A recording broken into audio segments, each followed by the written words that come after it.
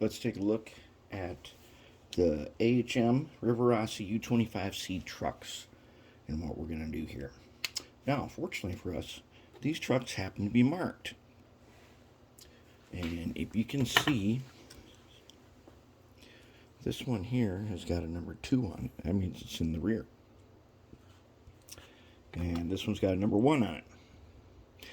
Now, the way they work is they've got this steel piece in here, and the front and rear axles pick up power from the rails, send it to that, and to the wire. But the middle one has got 2 copper wipers. And so that one, when this is sitting down in there, it's kind of a safety measure to make sure that you're getting the power that you need. And then that goes up, riveted plate, and I added a red wire. Okay, it was riveted onto the frame. Let's see, it was riveted on here somewheres anyways. Doesn't matter. We took care of it, and we put a wire down to here. But they only pick up power from one side. And we want this to pick up power from both sides. So if you can see in here,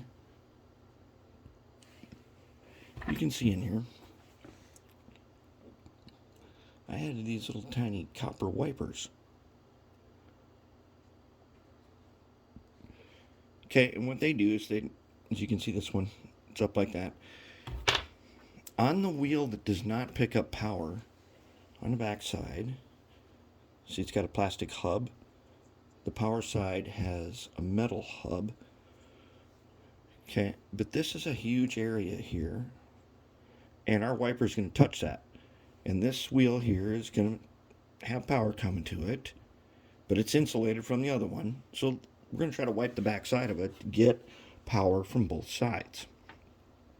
Now, it's not going to be as great as the power as the designed way, but we're going to have power, at least a little bit of power from the other side on both trucks. And that's going to help us because we're going to need that. All right, so then what we did is I used contact cement. So when you need strength, you do contact cement. You wipe some on the spot where you're going to glue it. You wipe some on the thing you're going to glue. You wait 15, 20 minutes. And then when you stick them together, they bond nice and hard instantly. So now the front and the outside axles, they do not move back and forth at all. So they're perfect candidates for having a wiper touch them.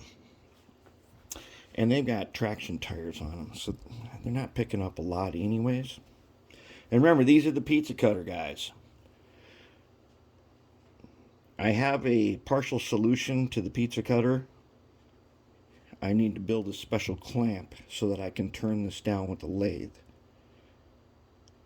Not sure exactly how I'm going to make that yet, but I'm going to make it on the lathe and then use it, and I'm going to turn these down. But for now, we're just going to get this done and operational, and it may not be able to go over all the track, but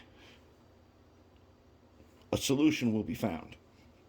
Okay, so now inside the truck is this axle, and it has got, whoops, okay, there goes that guy.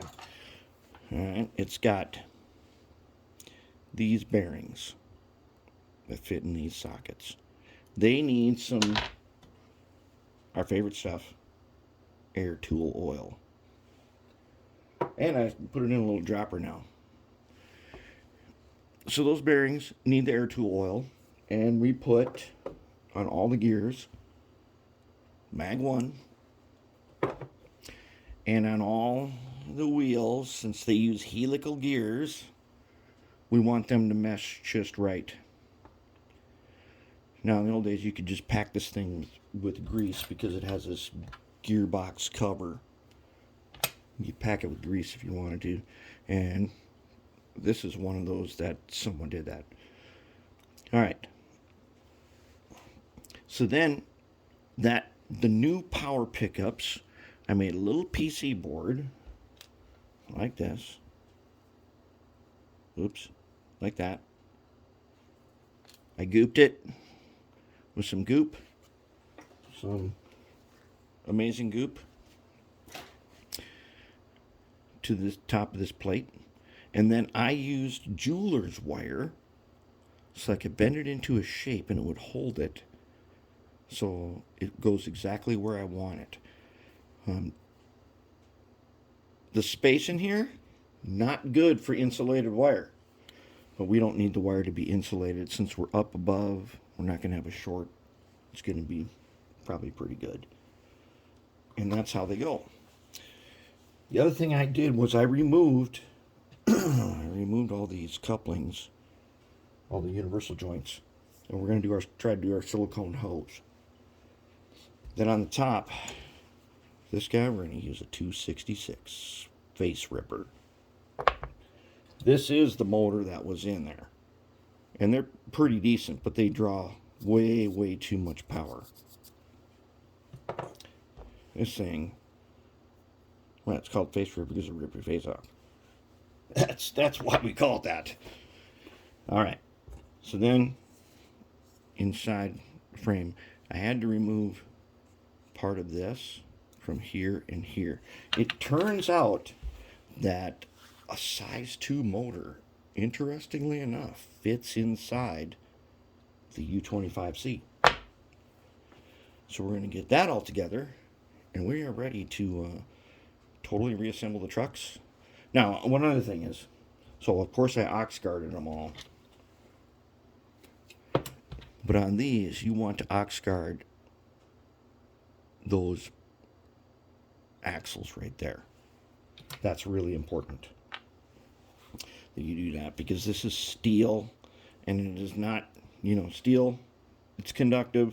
It's not that great conductivity compared to this copper that's in here, but it's so conductive. So we want to make sure we got ox guard on there.